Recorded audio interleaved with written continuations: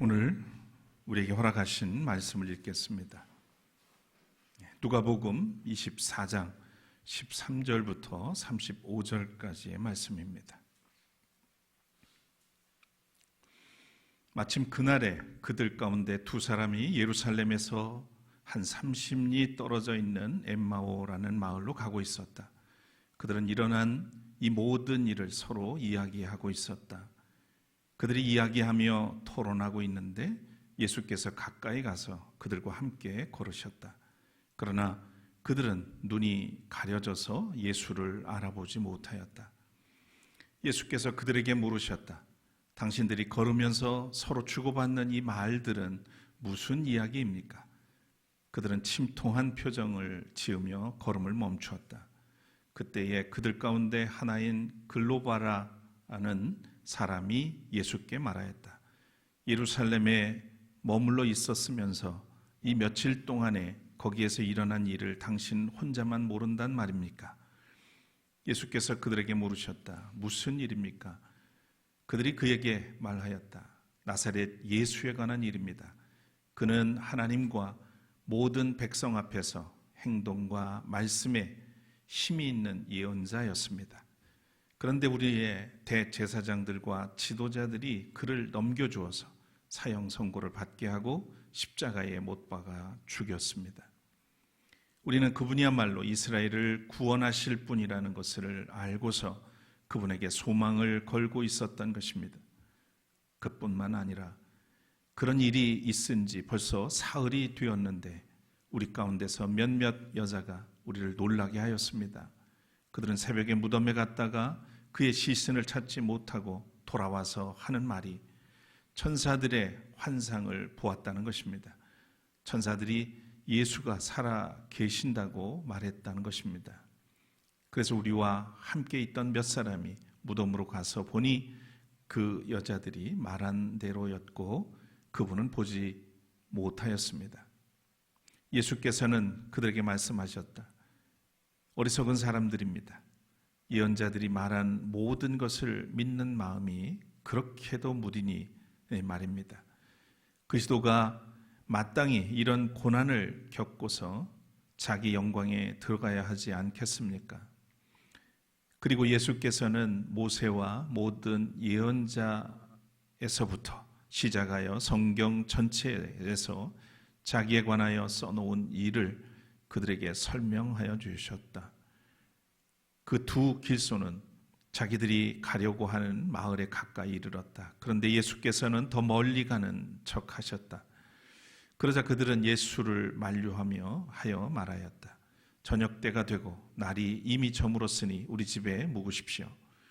예수께서 그들의 집에 묵으려고 들어가셨다. 그리고 그들과 함께 음식을 잡수시려고 앉으셨을 때에 예수께서 빵을 들어서 축복하시고 떼어서 그들에게 주셨다. 그제서야 그들의 눈이 열려서 예수를 알아보았다. 그러나 한순간에 예수께서는 그들에게서 사라지셨다. 그들은 서로 말하였다. 길에서 그분이 우리에게 말씀하시고 성경을 풀이하여 주실 때에 우리의 마음이 우리 속에서 뜨거워지지 않았습니까?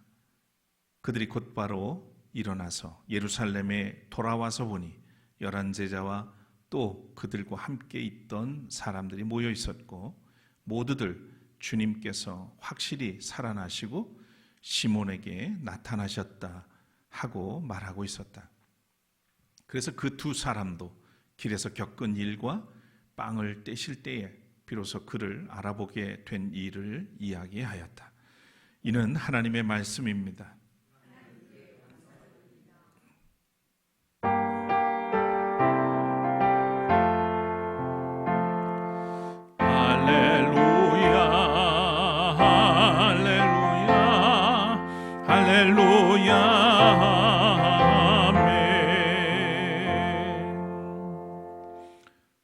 자리에 앉으시겠습니다.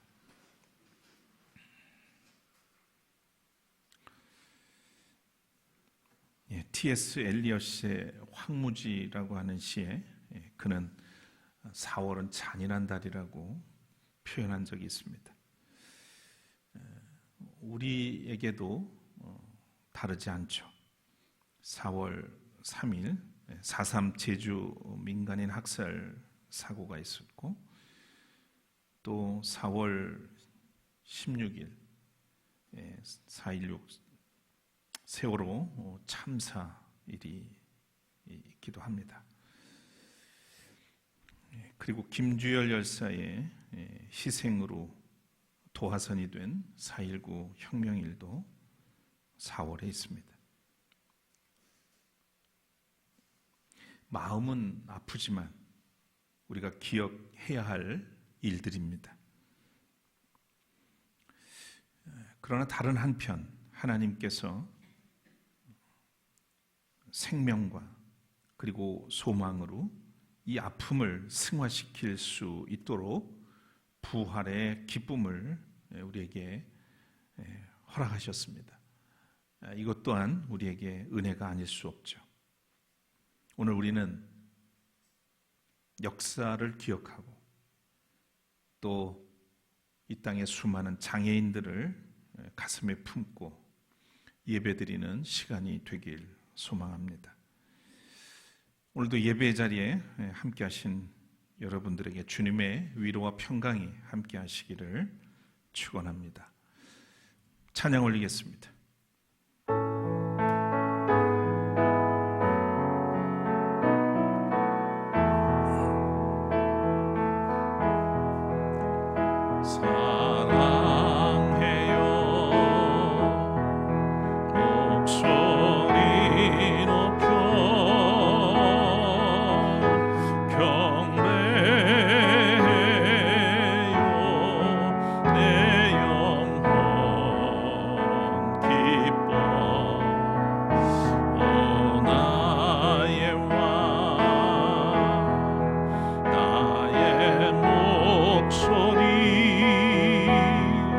주님 귀에 곱게 울리기.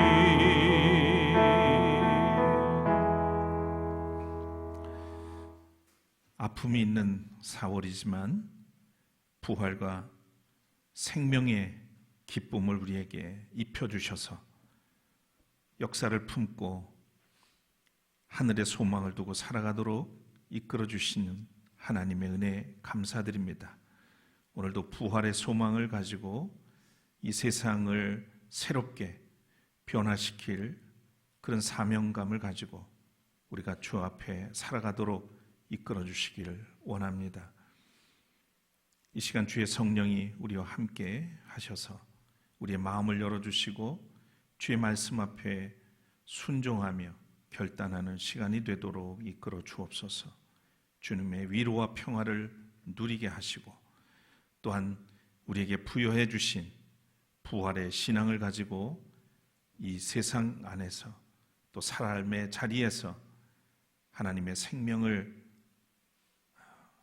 나누고 또 부활의 증인으로 온전히 살아가도록 이끌어 주시길 원합니다.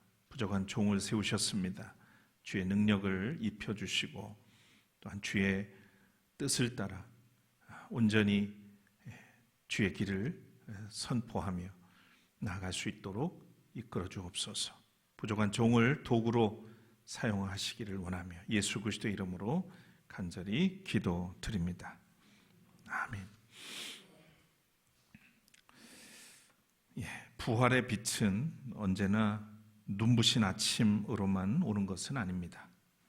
때로는 저물녘의 길 위에도 찾아옵니다. 눈물에 젖은 걸음 위로, 무너진 기대의 잔해 위로, 식어버린 가슴과 다친 눈 사이로 부활의 주님은 조용히 다가오십니다. 오늘 본문은 노을이 깃든 저녁길에서 일어난 이야기입니다. 해가 기울고 마음이 무너지고 희망이 식어버린 사람들의 이야기입니다. 예루살렘에서 엠마오로 가는 두 제자의 걸음은 단순한 여행길이 아니었습니다.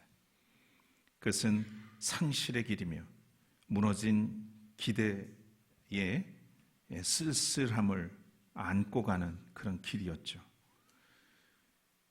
십자가 이후 더는 아무것도 기대할 수 없다고 여기면서 걷는 절망의 길입니다. 이 두 제자는 본래 예수를 가까이 따랐던 사람들입니다. 물론 12제자에 포함되지는 않았습니다. 적어도 예수께 희망을 걸었습니다. 그런데 예수께서 십자가에 달려 죽으셨습니다. 그들이 믿었던 세계가 무너졌습니다. 그들의 고백처럼 우리는 이 사람이 이스라엘을 속량할 뿐이라고 바라고 있었던 거죠. 그러나 그 기대는 산산이 부서졌습니다. 그래서 그들은 예루살렘을 떠납니다. 예루살렘은 사건이 일어난 자리였고 상처가 남아 있는 자리였습니다. 그들은 이 아픔의 자리에서 그저 멀어지고 싶었을 겁니다. 그래서 낙향을 선택했던 것이죠. 그런데 바로 그 길 위에 주님이 찾아오십니다. 오늘 본문에 보면 그들이 이야기하면서 토론하고 있는데 예수께서 가까이 가서 그들과 함께 걸으셨다. 동행했다. 이렇게 기록하고 있습니다. 두 제자가 예수님을 찾아 나선 것은 아니죠. 주님이 먼저 그들의 절망 속으로 들어오셨습니다. 이것이 부활의 은혜입니다. 부활하신 주님은 힘 있는 사람에게만 오는 분이 아닙니다. 흔들리는 사람에게도 오시고 무너진 사람에게도 오시고 그리고 믿음이 식은 사람 곁에도 찾아오셔서 함께 동행하십니다. 그러나 문제는 두 제자는 그분을 알아보지 못했다는 것입니다. 성경은 이렇게 말하죠. 그들은 눈이 가려져서 예수를 알아보지 못했다. 눈이 가려졌다. 그래서 예수를 알아보지 못했다. 그랬어요. 왜 눈이 가려졌을까요? 그렇게 예수님을 따라다니면서 예수님의 말씀을 들었고 예수님에게 그렇게 기대를 걸고 살았던 그들인데 예수님이 다른 모습으로 이상한 모습으로 부활하셨나요? 그렇지 않은데 왜 이들은 알아보지 못했을까? 그것은 절망 때문입니다. 절망은 눈을 가립니다. 여기서 가려졌다라고 하는 말은 헬라어 원문에 에크라툰토라는 말을 씁니다. 에크라툰토. 붙들려 있었다는 뜻이에요. 붙들려 있었다. 뭔가에 붙들려 있었다. 그들의 눈은 단지 흐려져 있었던 게 아닙니다. 슬픔과 절망에 사로잡혀 있었던 거죠. 상실이 그들의 눈을 움켜쥐고 있었던 겁니다. 사람이 너무 아프면 잘 보지 못하죠. 현실도 제대로 보지 못하게 되고 곁에 있는 사람도 제대로 알아보지 못합니다. 때로는 하나님마저도 보지 못하고 주님이 가까이 오셔도 알아보지 못하죠. 아마 그런 경험들 있지 않습니까?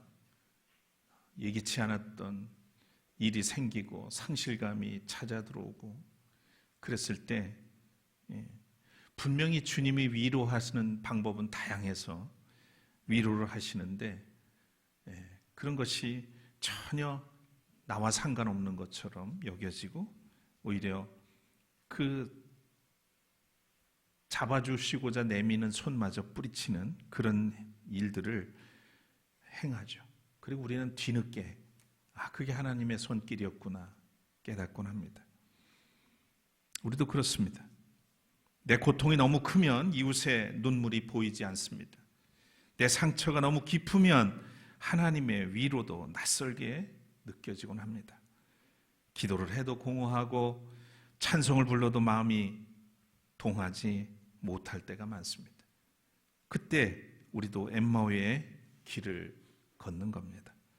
낙심은 눈을 가리고 절망은 무기력하게 만들고 상실은 삶 전체를 어둡게 만듭니다. 그런데 주님은 그런 제자들을 책망부터 하지 않고 먼저 물으십니다. 걸어가면서 서로 주고받는 얘기가 무엇이냐? 주님이 몰라서 물었을까요?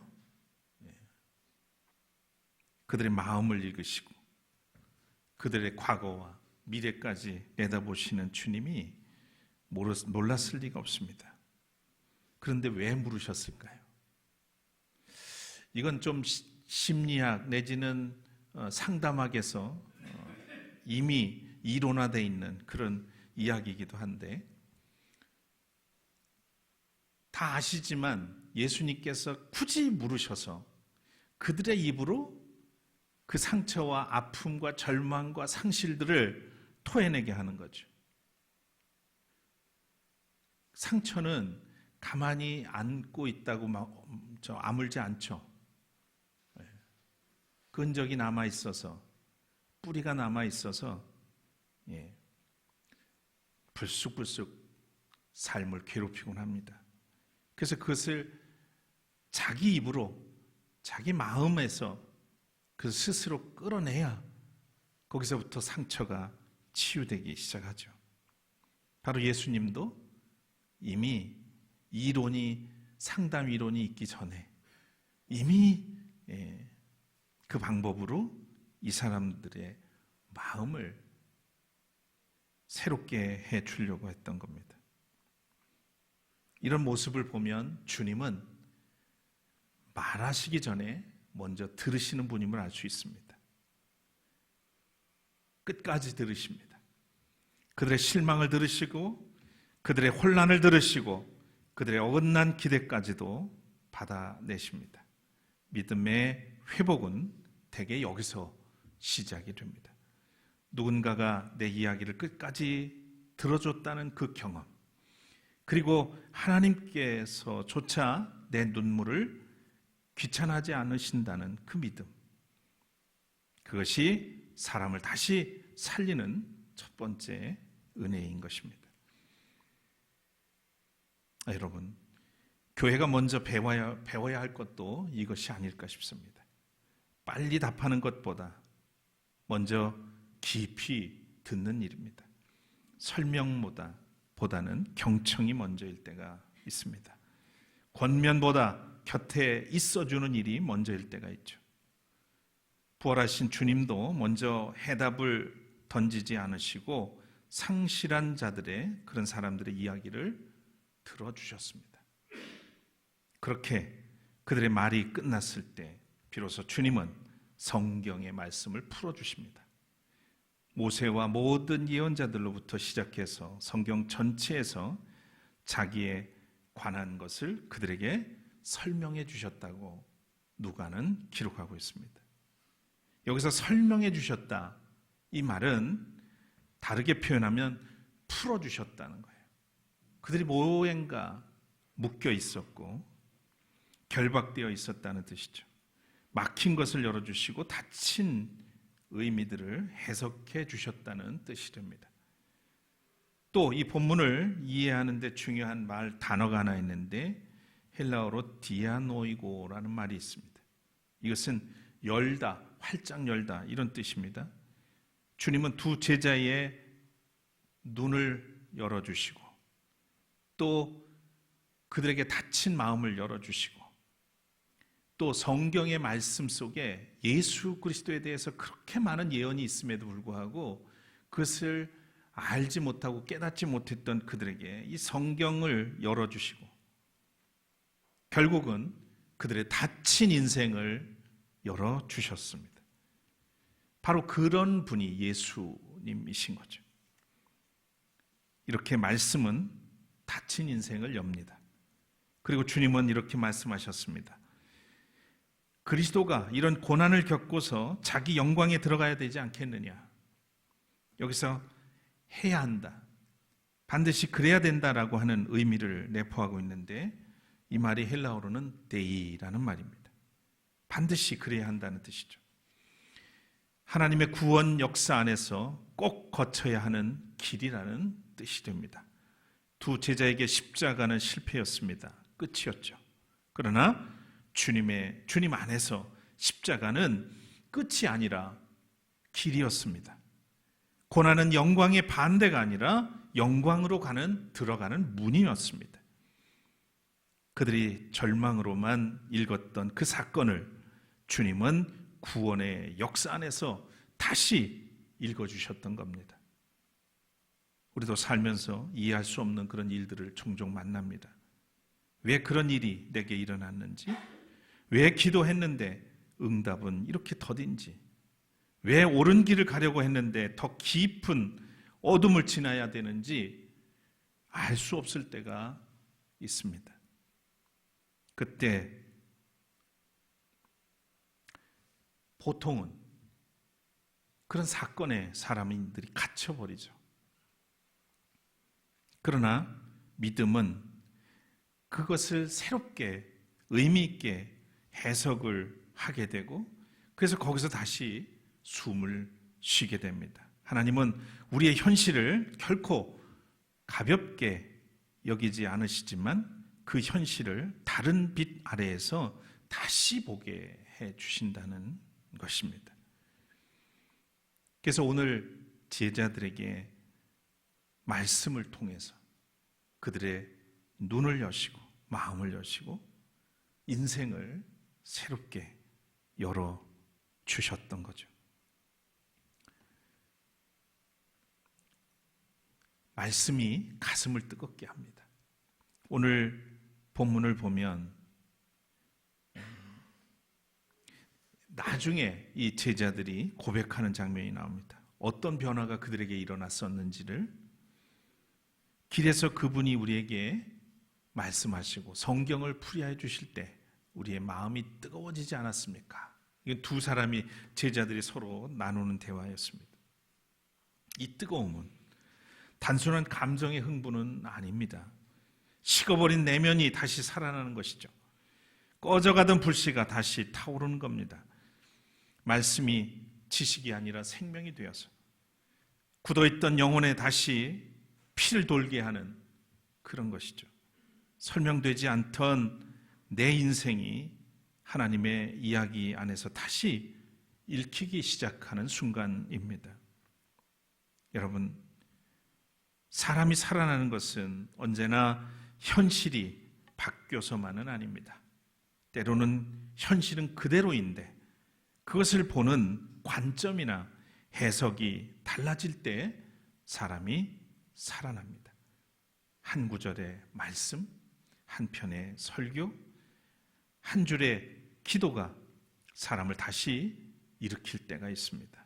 말씀은 지식을 더하는 책이 아니라 우리를 읽어내고 치유하고 생명을 부여하는 그런 셈과 같습니다. 어느덧 날이 저물어 갑니다. 두 제자는 그 낯선 이에게 말하죠. 우리와 함께 묵으십시오.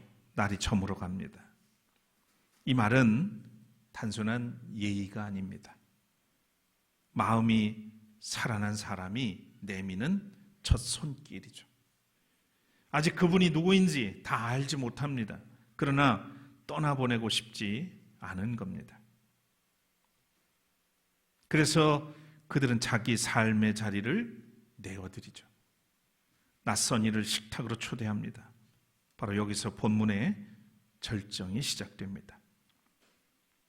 예수께서 그들과 함께 먹으려고 앉으셔서 빵을 들고 축복하시고 떼어서 그들에게 주셨다.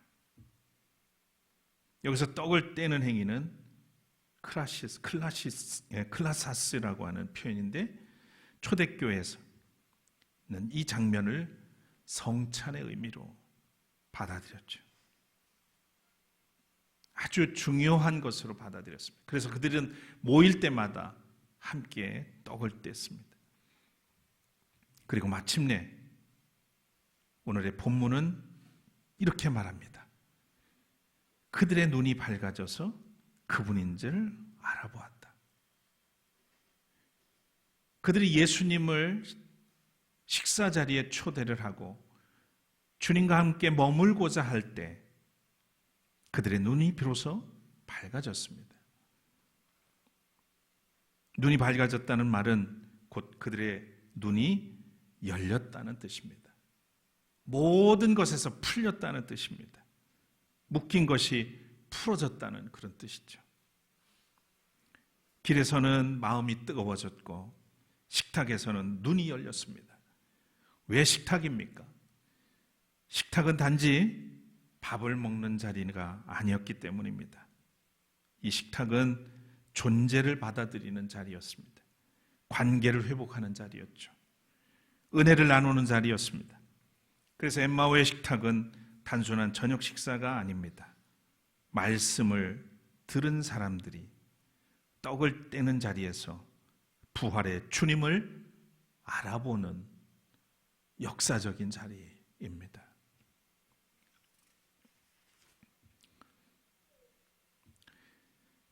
말씀은 가슴을 뜨겁게 하고 식탁은 눈을 열어줍니다. 그래서 신앙은 머리만으로는 완성되지 않습니다. 말씀과 성찬, 해석과 환대, 믿음과 나눔이 함께 갈 때 비로소 온전해지는 것이죠. 밥 한 끼가 별것 아닐 수 있습니다. 그런데 누군가에게는 아주 의미 있는 시간이 될 수 있고 위로와 상처가 치유되는 그런 자리일 수 있죠. 오늘 예수님이 함께 했던 그 식탁이 바로 거기에 그런 은혜가 있었던 겁니다. 세상을 새롭게 볼 수 있는 눈이 열리는, 예수님을 진정으로 알아볼 수 있는 믿음의 눈이 열리는 그런 식탁이었던 거죠. 내 삶의 자리를 내어주고 내 시간을 나누고 내 몫의 빵을 떼어서 누군가를 환대하는 바로 그 자리에서 우리는 부활의 주님을 다시 만나게 됩니다. 주님을 알아본 뒤 두 제자는 거기에 머물러 앉지 않았습니다. 오늘 성경에 보면 그들은 곧바로 일어나서 예루살렘으로 돌아갔다라고 증언합니다. 조금 전까지 예루살렘은 그들이 피하고 싶었던 곳이었죠. 죽음의 기억이 남아있는 도시였고 상처가 시작된 자리이기도 했습니다. 그러나 이제는 다릅니다. 부활을 만난 사람에게 예루살렘은 더 이상 절망의 도시가 아니죠. 증언의 도시가 됩니다. 이것이 부활 신앙입니다. 부활은 단지 마음의 위로로 끝나지 않습니다. 길의 방향을 바꿉니다. 사람의 발걸음을 돌이킵니다. 절망의 하행길을 사명의 하행길로 바꿉니다. 엠마오에 머물던 사람이 다시 예루살렘으로 돌아가게 하는 힘, 그것이 바로 부활의 힘입니다. 우리의 삶에도 엠마오로 가는 길처럼 그런 상황에 놓일 때가 있습니다. 사역의 피로 속에서, 관계의 상실 속에서, 시대의 혼란 속에서 우리는 말없이 그 길을 걸어갈 때가 있죠. 낙심이 눈을 가리고 절망이 신앙의 언어를 빼앗아갈 때가 있습니다. 그러나 오늘 부활하신 주님은 바로 그 길 위에서 서 계십니다. 우리보다 먼저 걸으시고 우리 곁에 나란히 서시고 우리의 느린 발걸음에 속도를 맞춰주십니다. 우리가 그분을 알아보지 못해도 그분은 우리를 결코 떠나지 않으십니다. 이처럼 우리도 주님을 따라서 이웃 사람들의 이야기에 귀를 기울여야 합니다.